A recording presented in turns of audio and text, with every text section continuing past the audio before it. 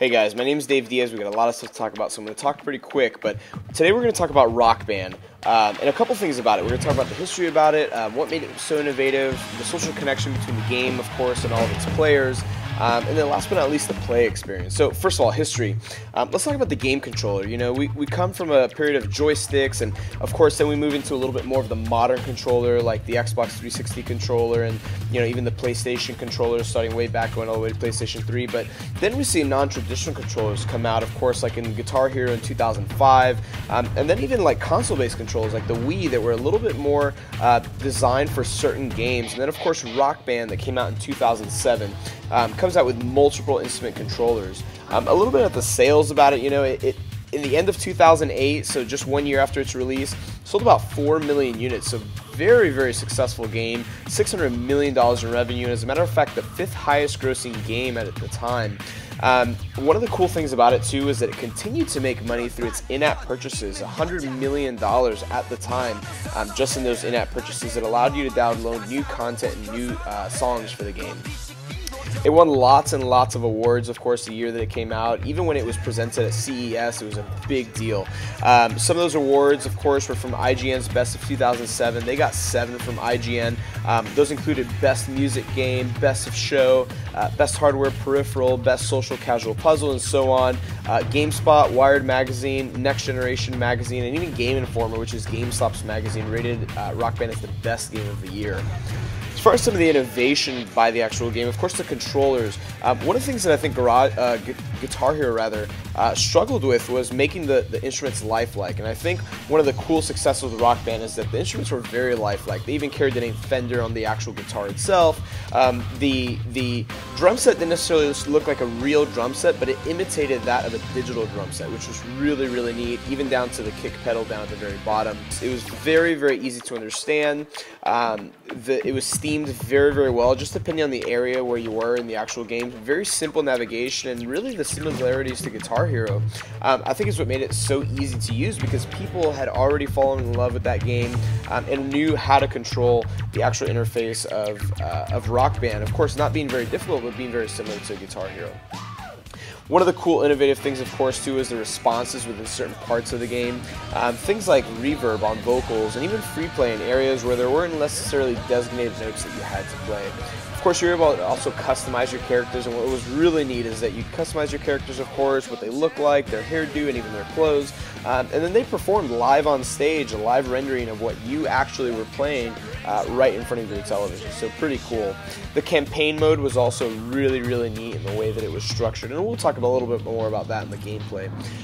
As far as the social appeal, a lot of the games that were very popular were online multiplayer games. Things that still had campaign modes, but were really, really popular online through Xbox Live or even some of the online gaming communities. Games like Halo, Call of Duty, or even Need for Speed racing games. Really, what was cool about this, though, was the local multiplayer aspect of it. I remember back to like 007 GoldenEye, where you had to play local on a split screen, and it was really cool because you were able to invite friends over and have that kind of social community. With a multiplayer game like this, it's local. It gives you the ability to look over, smile, nod, and do all these gestures that you really don't have the ability to when you're gaming online. It also allows you the ability to just strategize with friends without necessarily having to be connected through the internet. And what was really cool about it was that it allowed you to invite people over for more than just food and drinks. It allowed you to invite people over, say, hey, come grab some food, come grab some drinks, we can play a board game, but hey, look at this really cool game that I bought. Why don't we play that? That's super, super fun. It's awesome, and I think you'll really like it. Also for me, I was a college student at the time when this came out, and I just remember the game attracting lots and lots of crowds. People loved to watch and just see how the gameplay was. Based on the actual players that were playing, they'd root for people, so it was a really cool kind of social environment that this game created. Battles were very, very infrequent, and the gameplay was based mostly on team play, which was a really different way than people had been used to doing multiplayer for at least the last couple of years.